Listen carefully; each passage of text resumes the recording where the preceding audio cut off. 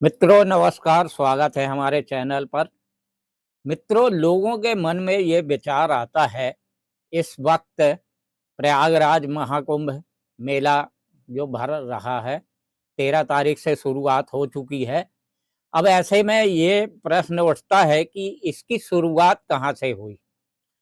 महाकुंभ मेला के इतिहास से जुड़े कई रोचक पहलू हैं जो इसे एक संस्कृति और धार्मिक आयोजन बताते हैं। और पौराणिक मान्यता की माने तो महाकुंभ मेला की शुरुआत सतयुग से हुई थी।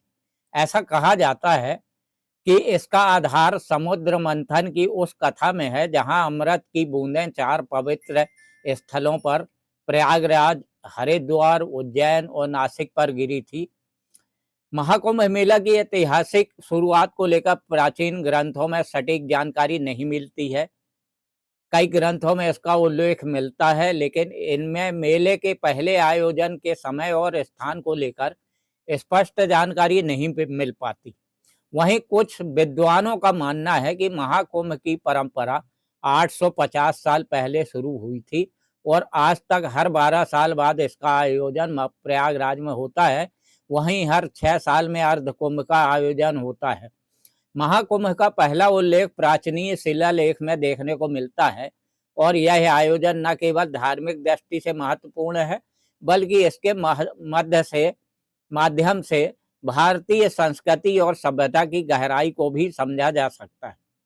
महाकुंभ मेले का इतिहास आज भी कई रहस्य से भरा हुआ है और कहा जाता है कि महाकुंभ का आयोजन 850 साल से भी ज़्यादा पुराना है। अगर हम इसकी शुरुआत की बात करें तो इसका आयोजन सबसे पहली बार आदि शंकराचार्य द्वारा किया गया था। कुछ कथा के अनुसार महाकुंभ मेले का आयोजन समुद्र मंथन के बाद से ही आरंभ हो गया था।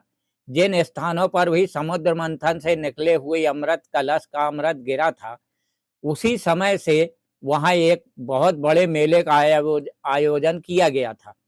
ऐसी मान्यता है कि उस स्थान की नदियों के जल में भी अमृत है और उसमें स्नान करने वाले अमृत का पान कर लेते हैं और उन्हें मोक्ष मिलता है।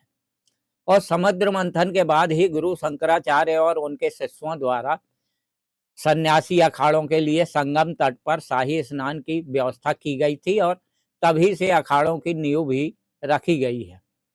और महाकुंभ की शुरुआत समुद्र मंथन से निकले अमृत कलश के साथ हुई, लेकिन इससे जुड़ी एक और कथा है कि प्रचलित है। इस कथा के अनुसार जब देवराज इंद्र के पुत्र जयंत कौवे के रूप में अमृत कलश लेकर जा रहे थे तो उनकी जीभ पर भी अमृत की कुछ बूंदें लग गई थी। इसी वजह से आज भी कौवे की उम्र अन्य पक्षियों की तुलना में लंबी होती है। जब जयंत अमृत कलश लेकर भाग रहे थे तो कुछ बूंदें प्रयागराज, उज्जैन और हरिद्वार और नासिक में गिरी, जिसकी वजह से यह स्थान पवित्र स्थल बन गया और यहाँ महाकुंभ का आयोजन होने लगा। और वहीं उसी जगह समय पर अमृत की कुछ बूंदें दूरबा घास पर भी पड़ी और उसी समय से इसे भी पवित्र माना जाने लगा और पूजा पाठ में इसका इस्तेमाल होने लगा। यही नहीं, इस घास को भगवान गणपति की प्रिय घास माना जाने लगा था। और बताया जा रहा है कि प्रयागराज में हर 12 साल में महाकुंभ का आयोजन होता है, जिसका महत्व सबसे ज्यादा इसका मुख्य कारण यह है कि स्थान पर 3 पवित्र नदियां गंगा, यमुना और सरस्वती का संगम है। हालांकि सरस्वती नदी विलुप्त हो चुकी है, लेकिन आज भी वो प्रयागराज में मौजूद है। ऐसी मान्यता है कि जो व्यक्ति इन 3 नदियों के संगम में शाही स्नान करता है उसे मोक्ष की प्राप्ति होती है। इसी वजह से प्रयागराज के महाकुंभ का महत्व सबसे ज्यादा है। और महाकुंभ का जिक्र न सिर्फ पौराणिक कथाओं में मिलता है, बल्कि ये इतिहास के पन्ने का एक अभिन्न हिस्सा भी है। और महाकुंभ से जुड़े कई रहस्यों की जानकारी हम आपको अपने माध्यम से बताने जा रहे हैं। अगर आपका इससे जुड़ा कोई भी सवाल हो तो कमेंट बॉक्स में दे सकते हैं।